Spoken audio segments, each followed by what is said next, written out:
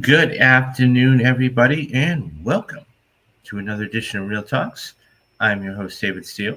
I hope everybody's having a fantastic day. Um, and there's a lot to talk about. The majority of it is okay, but we also have that major looming story that we're going to get to. And of course, I'm referring to the WGA strike that just started today.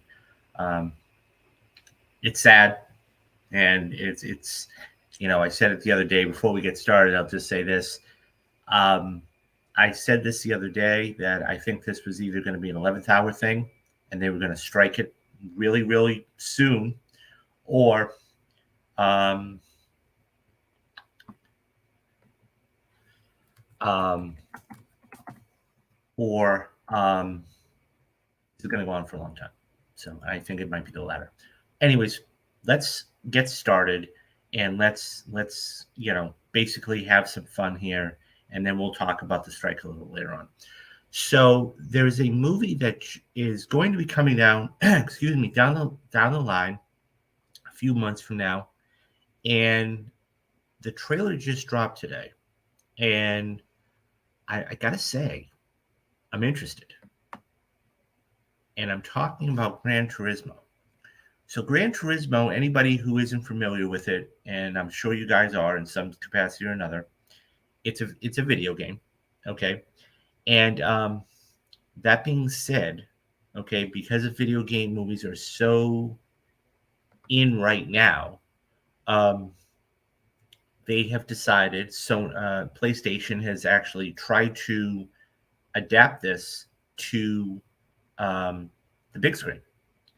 And I think, I mean, from the trailer, and I'll leave the link in the description for you guys. So it looks good. And then again, this is one trailer. It's for a niche crowd. I'm um I'm I like racing games. I'm horrible at it. Um, so Coco says it's based off of a real story. Yeah, so that was one of the big things about this. It says based on a true story. Now, um, I've liked NASCAR, but I'm a horrible driver.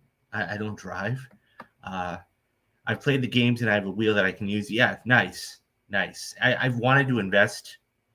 I've wanted to invest in one. I don't know. I mean, it would have to, it is definitely an investment. Anyways, so this cast looks halfway decent. Okay. And David Harbour is actually one of the big names in this. And this is one of the last, based on the game. Okay. So this comes to us from The Wrap and um, Scott Mendelson. And of course, he's a fantastic writer. And, he's been on the show here. Go check his writing out at The Wrap. So Gran Turismo dropped their first trailer. Fresh off $1 billion plus the success of the Super Mario movie, the next big deal video game adaptation has dropped its first trailer and poster, as you were just seeing. So once again, here is the poster.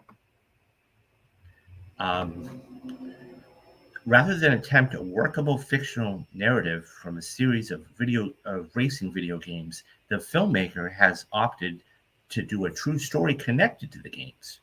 The film, penned by Jason Hall and Zach Braylen and helmed by District 11 director Neil Blomkamp, is based on the true story of Jan Martisbro, played by Archie Middleton in the film, whose video game skills won a series of Nissan competitions and allowed him to get a shot at actually being a race car driver.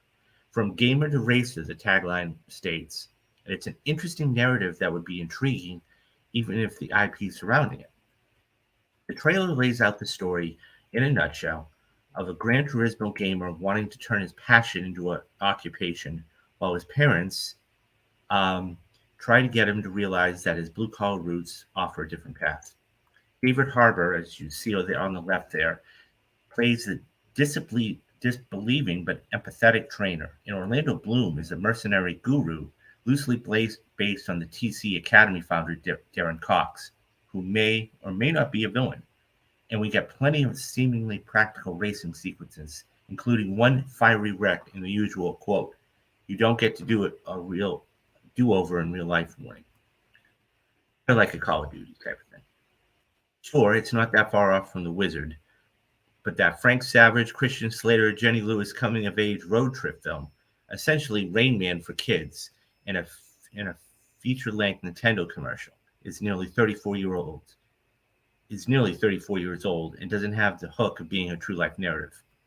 Produced by Doug Belgrade, Carter Swan, Dana Brunettes, Herman Hulst, Jason Hall, and a few others, Gran Turismo hopes to continue a hot streak of video game movies, one that began in early 2008 with Rampage and Tomb Raider and continued with Pokemon Detective Pikachu, and of course the two Sonic the Hedgehog movies, and the latest being Uncharted. Whether the 7 games and counting series has the kind of fan base will reach out to theaters is an open question. But this video game movie will always exist as the kind of low-stakes, grounded, character-focused melodrama that has become a rarer breed in Hollywood as it's tripled down on the mega-budget fantasy action films. Its grim irony counterpart, the Need for Speed film in 2014, has become the kind of film that to inspire a quote, "They don't make them like this anymore," end quote, nostalgia. Columbia and PlayStation Productions, Gran Turismo is based off the 25-year-old PlayStation stock race or car racing game, and it opens on August 11th. I gotta say, on the surface, this looks really good. So this is one of the posters, and here's Coco.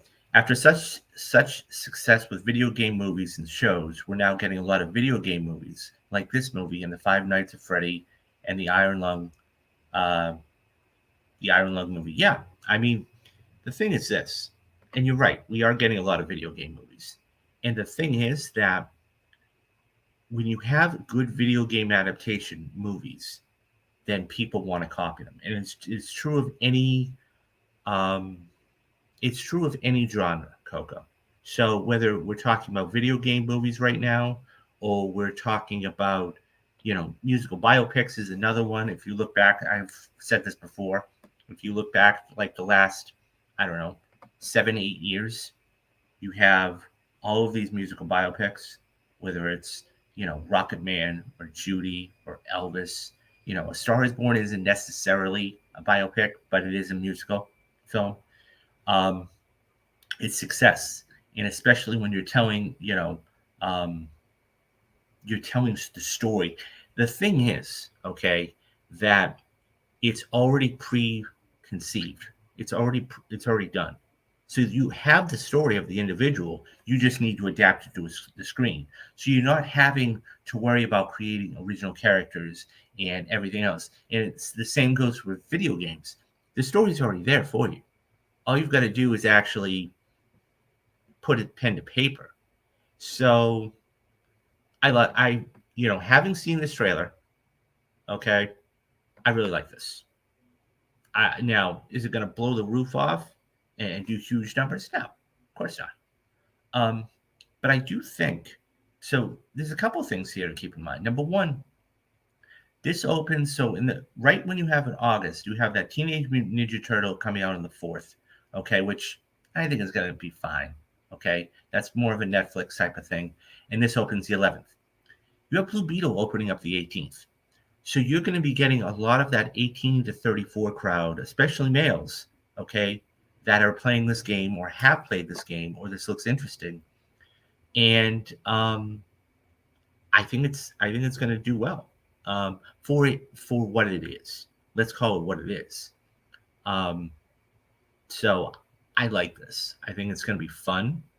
I think it's going to be, you've got recognizable names in there, okay, with David Harbour and Orlando Bloom, and I'm sure there's a couple of others in there. So you're actually seeing. Then on top of that, you have that story of, I can do anything I want. Couple that with a video game, with the younger generations, okay, that 18 to 34 crowd that plays. Now you're getting a lot of movies, a lot of things like this. I think it's going to be a fun movie. You know, it kind of, the trailer a little bit kind of, it's a little different, but it kind of reminded me of Days of Thunder, you know, the race car driving, except it was on a road track. And so, yeah, I will definitely see this. I don't play, racing games a lot, but I will definitely see this. I think this has the potential to do a good amount of money for it. Um, I would be curious to find out off the top of my head, and I don't know. Um, so let me check out. I want to go to, bear with me. I want to go to IMDb because I want to see what the budget was of this movie. And so it actually doesn't have the budget. Okay, so that's a little interesting. But call it 30, $40 million, maybe $50 million. I think it's going to make back in a heartbeat. Um, you know, you've got Damon Hunzus, you've got Orlando Bloom, you've got David Harbour. Okay. Um, I think this is going to do really well for the crowd. So, let's just say it's $50 million. Let's just say. I think it's going to either make it back or it's going to get close. And don't forget, guys, you got overseas too. So even if it makes 25 or 30 here, it's probably going to make it back over there. Anyways, guys, what do you think about this? Are you a video game player? Do you like racing games? Do you like Gran Turismo? How many of these games have you played? Did you know the story? And are you going to go see this when it comes out on the 11th of August? Let me know your thoughts down in the comments, and I'll get back to everybody. Okay, so we go from feature films to streaming. So there has been a movie out now for, I don't know, almost 5 weeks now. And it basically has taken everybody by storm. And no, I'm not talking about Super Mario. I'm talking about its counterpart, the film that came out the same day. And I'm talking about Air. Air is, so anybody who has seen this film knows what I'm referring to. This is, once again, we have a feel-good movie. This is such a cool movie. I just, we all know who Michael Jordan is. Okay. We all know who he is. We also know, what Air Jordans are. I think that when you know the story behind how the Air Jordans were made, it's really fascinating to see the story. And that being said, this is what it is. And so the reason I bring this up is because Air, is going to be moving to streaming. And so this comes to us from the Hollywood Reporter, and it says Amazon reveals streaming date release for Ben Affleck's Air. Ben Affleck's critically acclaimed Air will become available to stream on Amazon Prime Video on May 12th after an exclusive run in theaters across the world. The star-studded period sports drama, which sparked an early Oscar buzz, makes a new era for Amazon Studios in terms of how it's releasing original titles. Instead of sending Air straight to streaming, the studio has agreed to abide by a traditional theatrical window to give the movie a robust run in thousands of theaters. Air will have played exclusively on the big screen for 39 days when it premieres on Prime Video in more than 240 countries and territories worldwide. Written by Alex Convey, Air is led by Matt Damon, Viola Davis, Jason Bateman, Chris Messina, Matthew Maher, Marlon Wayans, Chris Tucker, and Ben Affleck also stars. Damon portrays Nike former Nike executive Sonny Verasco, while Ben Affleck plays um, Phil Knight, who of course was the CEO of the company. And it's his story involving Nike's long shot effort to sign rising star basketball player Michael Jordan to a shoe contract in the mid 1980s, an endorsement that seemed impossible, but thanks to the Maverick sneaker salesman, that would become the most significant relationship between an athletic brand and an athlete ever, launching the global multi-billion-dollar contemporary sneaker industry, uh, what we have today. Viola Davis plays Dolores Jordan, his mother. Air globally Air's global box office gross to date is $70 million, including $47 million domestically and $31.6 million overseas. The film cost $90 million to produce before marketing. That does not account for the additional tens of millions Amazon paid to take the project off the table. The film is backed by Amazon Studios, Skydance Sports, and Mandalay Pictures. It's also the first project from Affleck and Matt Damon's Artist Equities, in addition to marking the first time Affleck directed a feature film starring his longtime pal Damon. Amazon handed Air's release North America, while Warner Brothers International is overseas duties and its distribution through MGM. Okay, let's talk about this. I love this movie. I love this movie. I love this movie. I love this movie. It is so much fun. Everything from the 1980s aesthetic, which you'll see in a couple of pictures, whether it's the hairdo or whether it's the, things in the room, for example, an Apple IIe, which, my parents had back in the 80s, whether it's a Diet Coke, thing, whether it's the 80s commercials on television, it's just amazing. I love this movie. Now, any Oscar buzz? I doubt it. I very much doubt it.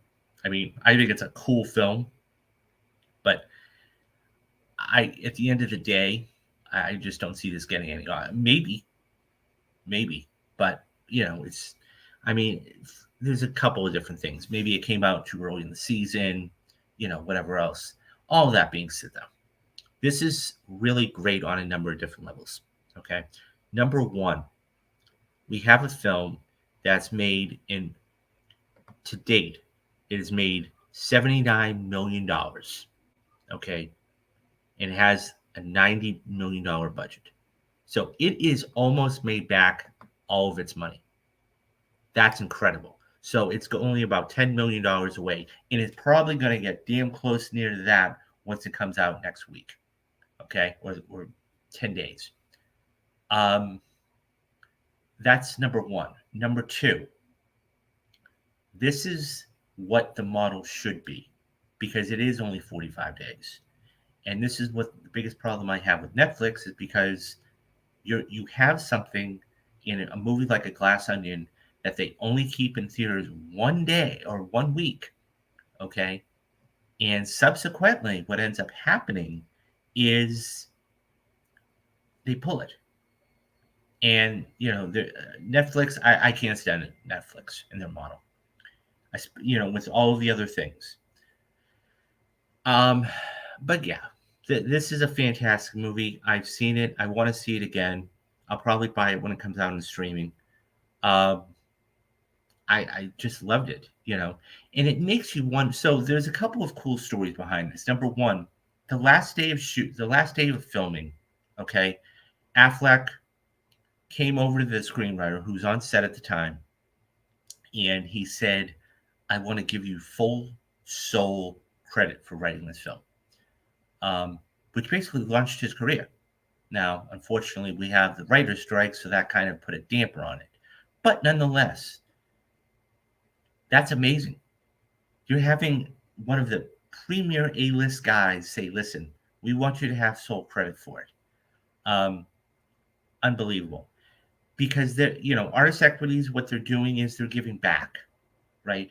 Because they remember what it's like back in 96 or 97 when they ended up winning good for Good Will Hunting. And so they want to launch other people's careers and they want to have, other people thrive. Um, so that was fantastic to see. I wouldn't be shocked, okay, as we move forward and, depending on how long this lasts, I wouldn't be shocked to see a lot of, I won't say a lot, but a couple of other, um, what's the word I want? Origin story type of things. So we've had Tetris that recently came out. We have BlackBerry that is going to be coming out fairly recent, next month or two. This is another origin story, if you will. I wouldn't be shocked if they really wanted to, Damon's company or their company could actually move forward on another one and say, hey, look, guys, this was really successful. If this could be definitely a model they could go after. I don't think they want to do that, but it's something to investigate. The other thing too is when you know the story behind the screenwriter's journey. So of course, Alex, what he did was he ended up writing this during the pandemic, and the big influence for this was the ESPN documentary, The Last Dance. And so when you read this and you see this on screen, you're like, wow, this is really cool. And the other thing, too, is the last thing I'll touch upon about this movie that's so cool. Sonny Verasco, okay, basically helped change not only the marketing deals that athletes get, okay, but for the collegiate level, too. He was so at the end of the film, okay, and this isn't a spoiler, at the end of the film, when they're, the last scene there, it flashes all of the present day or in the last couple of years things that have been going on. What Phil Knight's doing, Verasco, multitude of other people. He was actually very instrumental in what we have today in calling the NIL, okay? The National Image and Likeness. So college athletes, NCAA athletes, okay, can actually get paid for their likeness. And of course, Ed O'Bannon was, way back in the day when he was with UCLA. He wanted a piece because back many years ago, I'm not going to bore you with the whole story, is EA used to have these sports, or EA Sports used to have these games, and they would only be able to put the number on it, okay, for use. So number 13 for UCLA, and they would never put the name because it was a licensing thing. Well, Verasco was very instrumental in helping getting that done.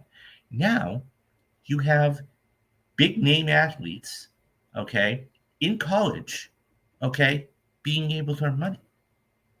And that's a huge thing. So, and it's true of any sport of them, whether it's basketball, whether it's football, whether it's hockey, whether it's lacrosse. And I mean, they're even, you can even go so far right now and find it on, Cameo. If you go to cameo.com right now, where you can actually find athletes doing this. It's fascinating. So, anyways, that's Air. I love this movie. I can't wait to own it. I'm probably going to buy a physical copy of it. That's how much I really, really enjoy it. Anyways, guys, what do you think? What do you think about this movie, Air? Did you see it in the theater? How many times have you seen it in the theater if you did? Are you going to go and own or buy Air? Was there any cast member that you really enjoyed more, one over the other? Let me know your thoughts down in the comments, and I'll get back to everybody. Okay, so as we roll on today's show, so one of the shows that just wrapped up a few months ago, and one of the most popular shows, was The Last of Us. And by episode 2 or 3, we knew that there was going to be a second season. And anybody who is a avid Last of Us fan, I love the show. I love the games. But anybody who's played the games knows that this is one of the most recognizable, acclaimed, critically acclaimed video games of all time. And all you have to do, and this is just a small portion, okay? Fundamentally compelling, a profound, harrowing sequel, 10 out of 10, masterpiece, one of the most beautiful games this console generation, this game's greatest game of this generation, one of the generation's best games, looks incredible. I mean, over 300 accolades and awards, winning game of the year, sweeping it, you know. So it's always cool when you know that something is coming.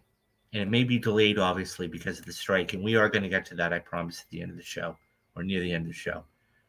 This looks unbelievable. And especially when you have the bosses and the writers coming and saying, we're going to do this right.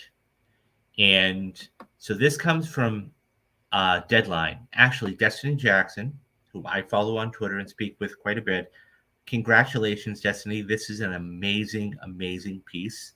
And I'm really honored and happy to bring this to everybody on the show today. So great job. And I'll also message you on Twitter about it. By the way, guys, she is on Twitter. So if you want to go, say hello and good job with this, go hit her up. So the headline reads, The Last of Us TV bosses on, quote, moving the bar up for season 2. Award-winning writers and directors Neil Druckmann and Craig Mazin joined the Deadline FYC, or For Your Consideration, House event on Friday to discuss their HBO record-breaking drama, The Last of Us. Based on the video game series co-created by Druckmann, the television series takes place 2 decades after modern civilization collapsed from exposure to a deadly mutable fungus.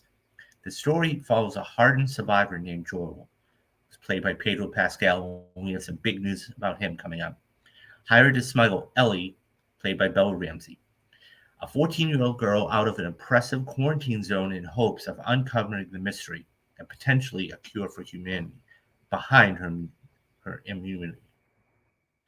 Since the show's January debut, The Last of Us continued to set records for both HBO and HBO Max.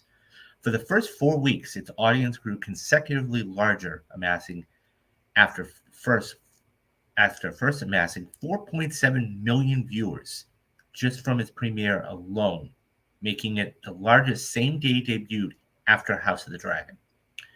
In gathering a staggering 8.2 million same-day viewers for the season finale, The Last of Us also holds the current title of attaining the largest same-day audience. Not to mention, it has become the most watched show in history on HBO Max in Latin America and Europe. On the red carpet, Druckmann reflected on the aftermath of the first season's successful run. My life has been insane. I don't know how I ended up here, he said. The concept started as a small student project and turned into a video game, and now it's this incredible television show. I'm just so grateful to be a part of this journey. Considering the up-and-coming, highly anticipated Season 2, Druckmann explained the pressures of exceeding fan expectations and trying not to psych himself out too much during the current production. There was a lot of self-imposed pressure because The Last of Us means so much to me, and the rest of the developers at Naughty Dog. That made the game and went into making sure we got this show right. And I feel like we did, he said. We loved what we made. We're very proud of it. Fans have responded very positively to it. So for us, now, it's important to replicate the process, how Craig and I work, and how we're going to put the show together. There's some learning and things I feel we can make even better going into Season 2, but the pressure is usually self-imposed more from the outside. So I just want to make sure we end up with the same thing that, again, we're proud of and does justice to the game that came before it. Season opened up about the duo's approach in Season 2, boasting that though the pair might stray a bit from the original source material, their overall method would remain the same. From a process point of view, Neil and I are pretty much in agreement. We're not changing a damn thing, he said. I mean, our process worked. We worked really well together. We adapted what we wanted to adapt, how we wanted to adapt. We stayed close to the source material. Sometimes we drifted away from the material, but that's the process. But the process worked great. So we're not changing that process at all. We're going to continue to push ourselves in all sorts of ways.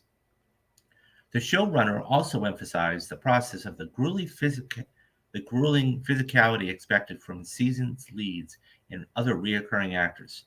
It's our actors who are going to have to push themselves even more as they age up.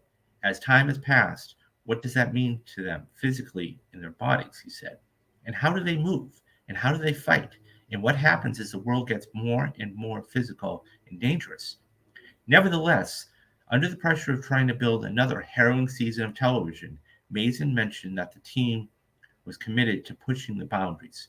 We're certainly also going to push the technology that we use forward. We learned so much, particularly in regards to the infected and how to better deliver scenes with them.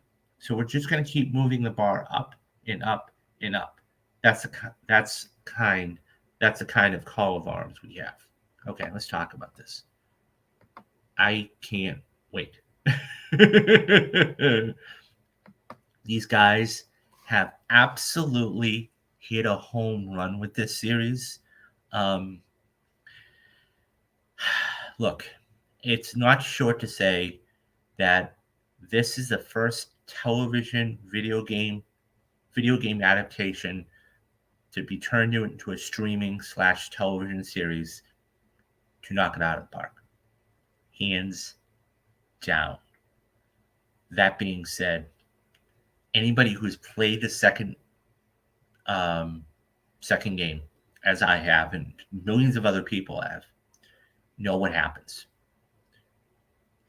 I can't wait. It's one of those things where we're going to be talking about this, and it's going to be interesting too because of the strike that we're going into, and today's its first day, and we'll talk about that in a bit. But man, oh man, this is going when we know that production is actually going to get started on this, and it's going to take about a year, and they're not going to rush this either. You know that because it's one of those things where they, as they said, they know what they did right, and they know what they want to try and improve on. Wow. All I can say is I can't wait. I think this is going to, once again, when you have a game, and I go back to this picture again, when you have a game that has this many accolades and this much love behind it, I can't wait to see this. If Bella Ramsey can pull it, and I have no doubt, I mean, she was amazing in the first season. Because everybody that's played the second game knows how physical it is. If she can pull this off, this will be one of the best performances she's ever put together. And will ever put together. Mark my words. 20 years from now, when we're talking about television and movies and streaming, they're going to go back, and video game adaptations in particular, they're going to go back to The Last of Us Part 2. You remember when Bella Ramsey really pulled off The Last of Us Part 2? That's what they're going to be talking about. I can't wait. I can't wait. So I whenever this hits and whenever they start production, I'm going to be really excited. We do know one thing, though, and that is they are going to start, when this whole thing does begin production, we know that they're going to begin production in Vancouver. So anyways, guys, what do you think about the comments by Neil Druckmann and Craig Mazin? Have you played The Last of Us Part 2? Did you watch The Last of Us? Who was your favorite character in that show or the game? Was it Joel? Was it Ellie? Was it anybody else? Let me know your thoughts down in the comments, and I'll get back to everybody. Okay, so speaking of Mr. Pascal, he is arguably one of the biggest actors in Hollywood right now. Everything this man touches is just gold. Whether it's The Mandalorian, even though the season wasn't that good, and I didn't finish the third season, but The Mandalorian, big parts. Whether it is The Last of Us, he can go out and do video games. So and he does it all. He's a great actor, and so this is a, you know, I mean, these are only a couple of roles that he's done. I mean, of course, as I may mention, The Mandalorian. In the middle is a movie that I thought he was really good in. He had this little small part in it, and that was The Equalizer 2. And of course, we've got The Equalizer Part 3 coming out in September, so which is one of my top 5 most anticipated films. But nonetheless, he was really good at that as one of the villains. And then, of course, you have there on the right Joel playing The Last of Us. Well, he is not only one of the great actors right now, but he has landed another huge, huge role. And that is in Ridley Scott's sequel, Gladiator Part 2. Now, when you look at everything that is done, Ridley Scott, I got to be honest with you, he puts out a lot of films. Okay, some are good. The last couple have not been that good. Okay, all of that being said, I think that it's one of those things where when you take a look at the cast now that we have in this film, it is pretty remarkable. And I can't wait to see this. I'll be absolutely honest with you. I think that, you know, he's going to, this cast right here is too good not to be good, if that makes sense. I think that so I think that this is going to be a really great movie. This is going to be one of those movies that we look back on. And so here it comes from Deadline. And so it says Pedro Pascal joins Ridley Scott's Gladiator sequel at Paramount. Okay. While the second season of HBO's hit, okay, sorry about that, guys. While the second season of HBO's hit, The Last of Us, is in the works, its star, Pedro Pascal, looks to have found the project he'll shoot during the hiatus. Well, it'll probably be more than that. And boy, is it a big one. Sources tell Deadline that Pascal is in final negotiations to join the untitled Gladiator sequel for Paramount. He joins Paul Mescal, who will play Lucius, as well as Barry Keoghan, Joseph Quinn. Connie Nielsen is making another appearance 23 years later, and Denzel Washington. Ridley Scott is returning to direct. Pascal's role is unknown. The new film follows the 2000 blockbuster Gladiator, which earned more than $460 million in worldwide box office and was nominated for 12 Oscars, winning 5, including Best Picture. The role of Maximus, the Roman general turned gladiator, was a career changer for Russell Crowe, not only delivering him the Best Actor Oscar, but launching him into the top of every leading man category.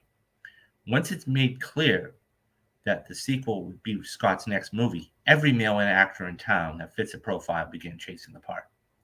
Scott will likely produce, along with Scott Free president Michael Press, as well as Doug Wick and Lucy Fisher from Red Wagon Entertainment. David Scrapper penned the script. Also returning from the original films are John Matheson, the DP, Arthur Max, the production designer, and Yahtzee Yates, the costume designer. Paramount Pictures has dated the film for a November 22nd, 2024 release. The first film was a co-production between Universal and DreamWorks.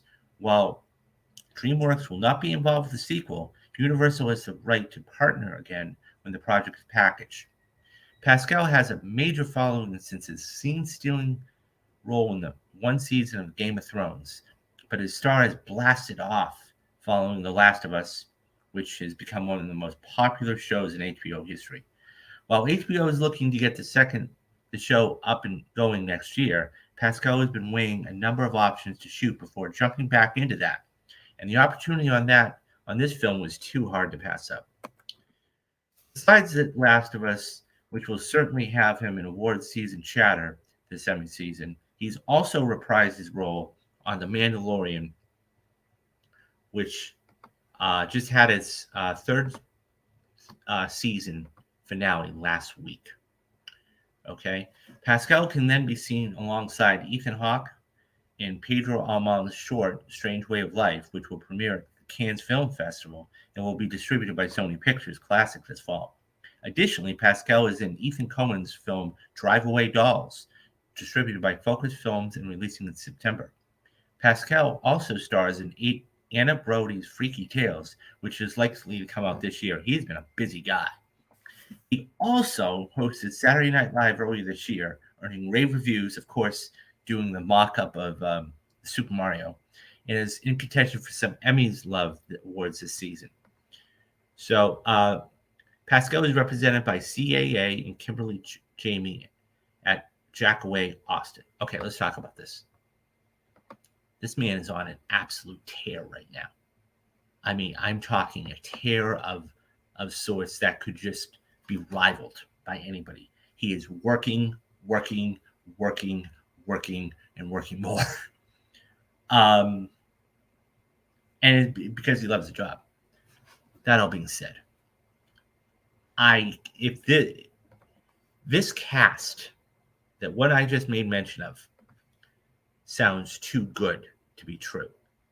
I don't think Scott could screw this up. I really don't. I mean, I think this is a slam dunk. You've got an Academy Award winner and two-time Academy Award winner in Denzel Washington. You have an Academy nominee in Paul Mescal. You have arguably the hottest actor right now in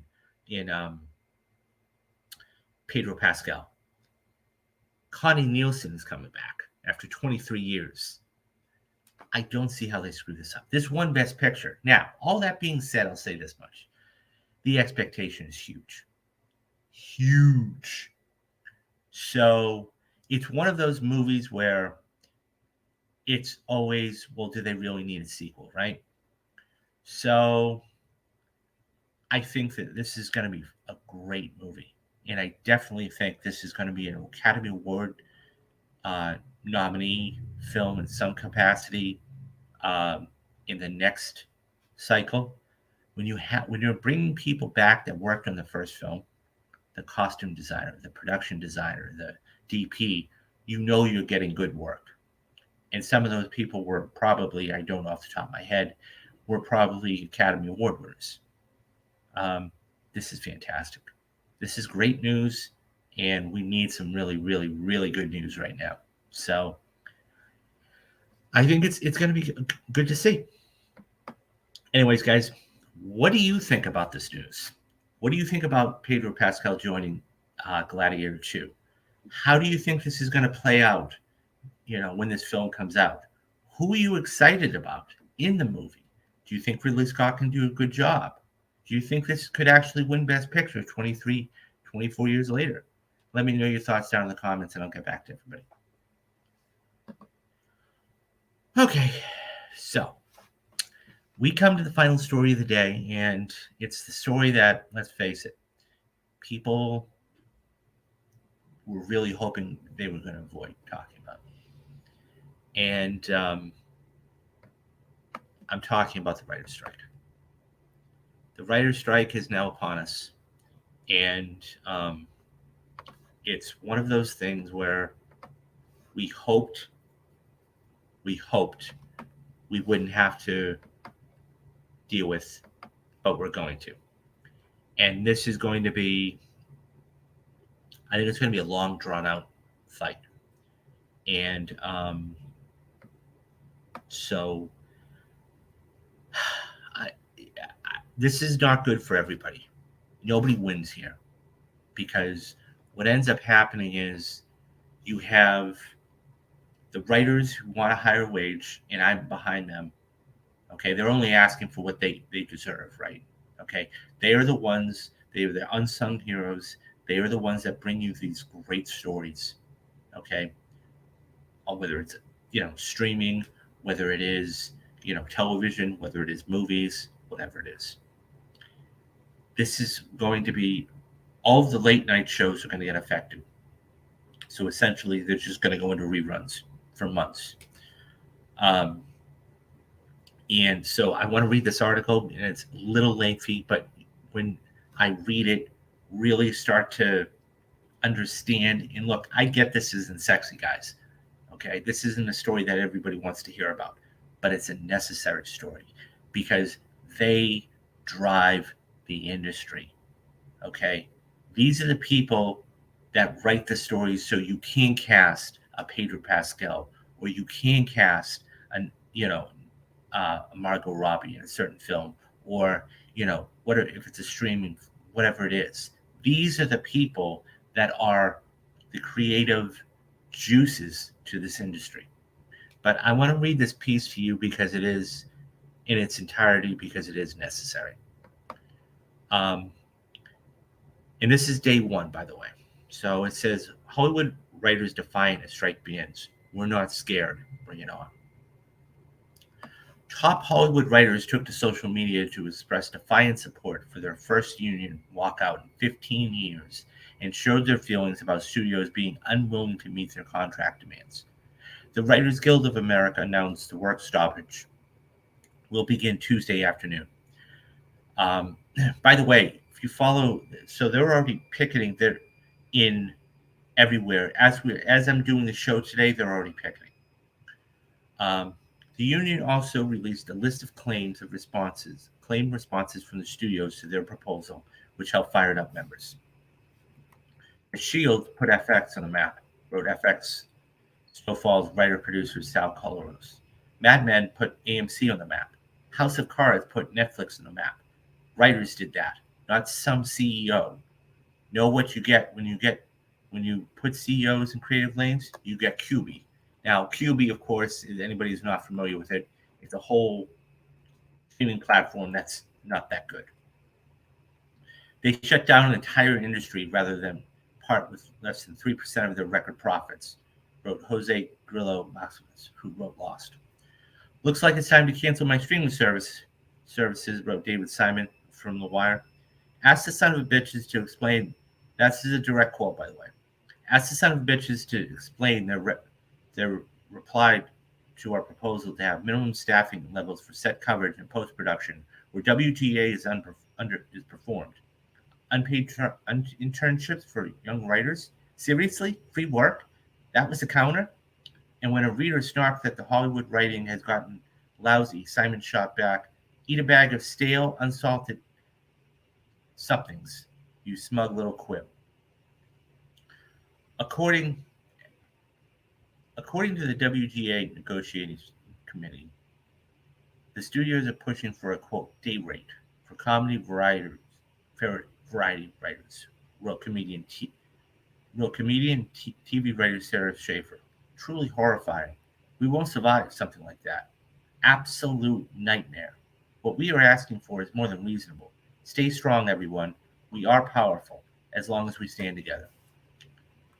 It is disappointing that the studios let ego get in the way of their fiduciary duties to their shareholders, wrote David Slack, who Magnum PI. Instead of a modest increase for the people who make their product, this will cost them billions, and they're still going to lose. That's not going to break this union. They're going to wind up giving us what we need, a fair deal. That makes writing for television and movies a sustainable profession. They could have gotten done tonight. Instead, they're going to lose billions and still give us a deal. Writers are asking for less per year than what Fox paid in one defamation suit. Now, said Sal Gentel, the writer for Late Night with Seth Meyers. So what he's referring to is, anybody who's not familiar, Fox Network just had to settle, Fox News just had to settle a huge defamation suit that cost them $787 million. So they were about to go to court, and then Fox thought better of it, and then they basically said, okay, we'll pay you. All we want is for writing to remain a sustainable career. The studios want to turn this into a gig economy where millionaires can exploit us at will to please shareholders. Studios are trying to undo decades of precedent about how television works and how writers get paid by keeping viewership a secret, so they don't have to pay us um, commensurately with the success of the content we write for them. The same people refusing to pay writers for the content they create for the billion-dollar companies, or even health or pension benefits, are making, in some cases, $50 million in 1 year. And I'm not talking about like Jeff Bezos. I mean the execs at effing Roku. This is scary, wrote Ashley Nicole Black, who writes for Full Frontal with Samantha Bee. But a future where we accept what companies are trying to do, low-paid, freelance writing gigs with no job security, is much scarier. You can't make good art that way, and writers generate too much profit for them to accept. So I'm on strike. I'm disappointed and disgusted by this number of the number of our rejected our proposal, refused to the counters I'm seeing to report on the negotiation, wrote Brian Cogman, Game of Thrones and Rings of Power. I naively hoped that we'd be closer on this, even if we did strike. This has been driven home on how important it is for all of us to stand our ground. Is it a more insulting response than proposal than what if, quote, what if every year we watch you make a PowerPoint of how we disagree, end quote, wrote Aaron Fullerton, who writes for Gossip Girl. About the WGA's claim that the studio rejected a proposal to relegate the use of AI to write or rewrite material. Do studio executives really want to play the, quote, whose job is going to be replaced by AI game anyway, end quote? Mike Royce, writer for One Day at a Time, added the studios are rejecting AI regulations. This is the same stuff they tried to pull 15 years ago when we asked for jurisdiction over the crazy futuristic thing that they said it was too soon to be called, what was called, quote, the internet. Not sure studios are digesting what's happening. If we tear apart the whole plane mid-flight, wrote Emily Andres, who wrote for Winona Earp. Let me give you a hint. First class economy, doesn't matter where you're all seating. It all ends the same. The studios truly don't understand how their efforts to kneecap writing professions have radicalized WGA members, wrote Christian Johnson, who writes for Murderville. Do they really think we're afraid of a prolonged strike, that we're going to be begging to return to be devalued and underpaid work? We're not scared anymore. Bring it on. I like my job, Christy Shackford, last week for Tonight wrote. I like doing it. I am so sad to strike. But what's sadder is an industry where writers are devalued, money curdles at the top, and creative worth is tied, not to their labor, company that owns the company's stock price. Major streamers and networks are refused to negotiate so many proposals to all screenwriters amount to an offer of $86 million per year. 48% of that, which are minimums, wrote Aaron Stewart. The Witcher, Blood Origin. Many of the CEOs are paying themselves around $30 million per year. Poker Face co-show writer Nora Zuckerman wrote a thread about the importance of striking to help up-and-coming writers. If we strike, it's so we can keep our careers and so new members can build theirs if we're lucky enough to. WGA members voted last month to go on strike if no deal was reached by the end of the contract, and that expired at 11:59 last night. Studio points to the economy downturns, a tightening streaming subscriber market, and ferocious competition as some of the pressures on the industry to rein in costs. And the WGA says studios have used the move to streaming as a way to pay writers less for the same work. While companies' profits have remained high and spending on content has grown, writers are falling behind. The Guild said in a statement, the companies have used the transition to streaming to cut writers' pay and separate writing from production, worsening working conditions for all series writers at levels. On television staffs, more writing or working at minimum regardless of experience, often for fewer weeks or in mini rooms, while showrunners are left without a writing staff to complete the season. So while series budgets have soared over the past decade, median rate in production pay has fallen.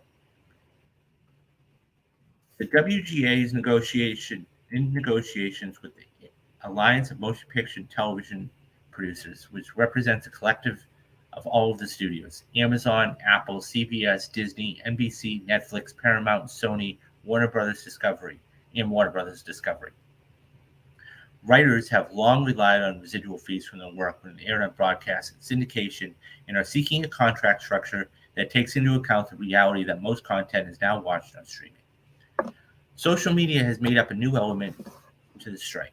During the last walkout, which began in 2007 and lasted 100 days, Twitter had only been around for 2 years and Facebook for 4. At the time, it was rather unusual for a Hollywood creative to bypass the press and issue statements direct to the public.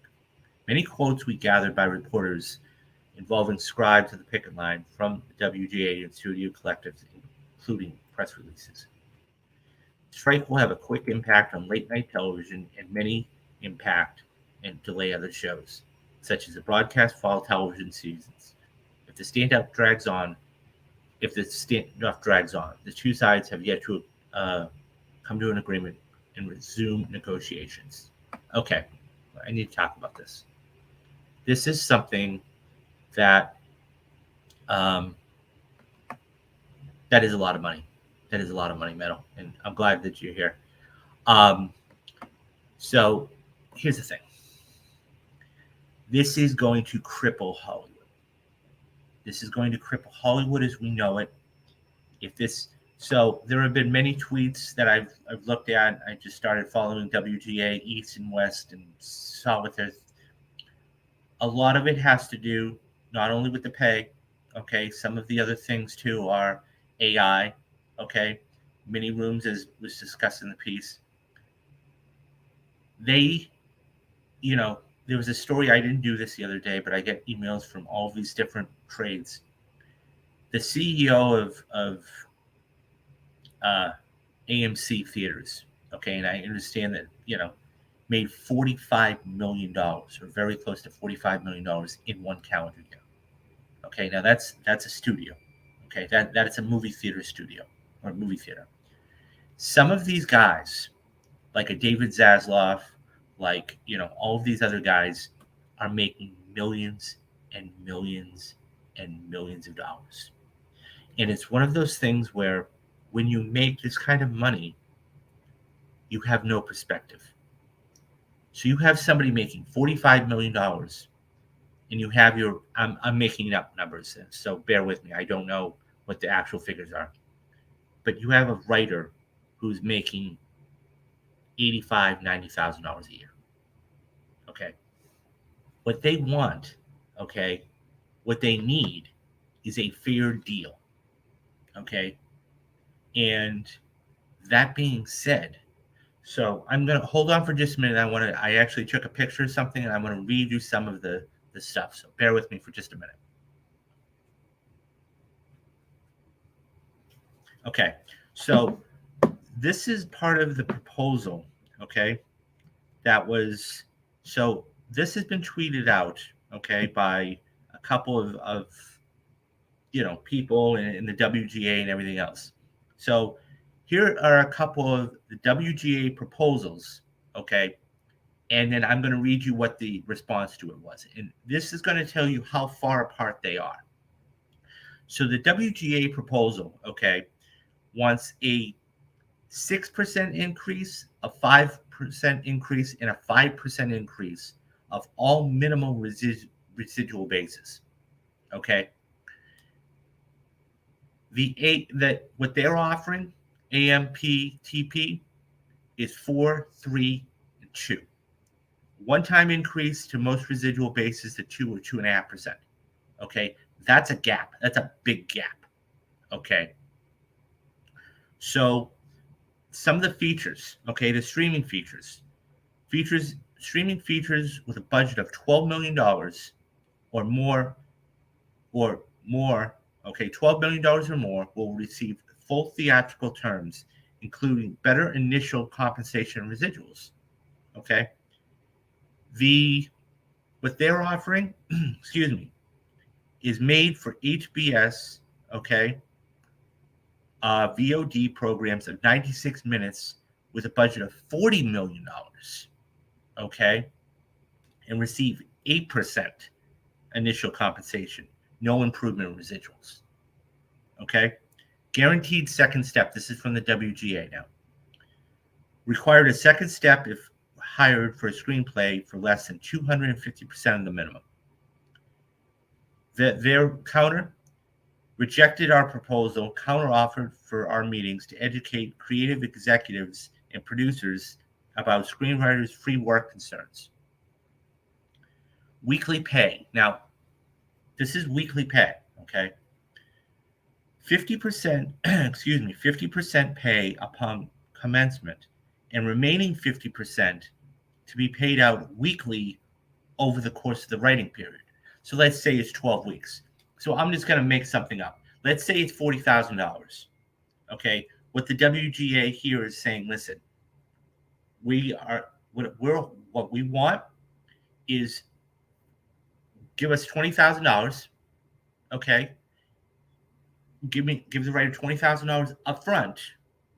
And then over the next 10 weeks, they make another, four, or, do the math, 20,000 to 10, it's an extra $2,000 per week. So writer applies paid less than 250% of the minimum. Writers above the threshold have the right to opt in weekly pay, and they rejected it. There's two other pages, almost a page and a half here, about episodic television. Okay, so my point is this, guys. They are so far apart right now. It isn't even funny. And I said this, I don't know, the other day, and but here's what I said.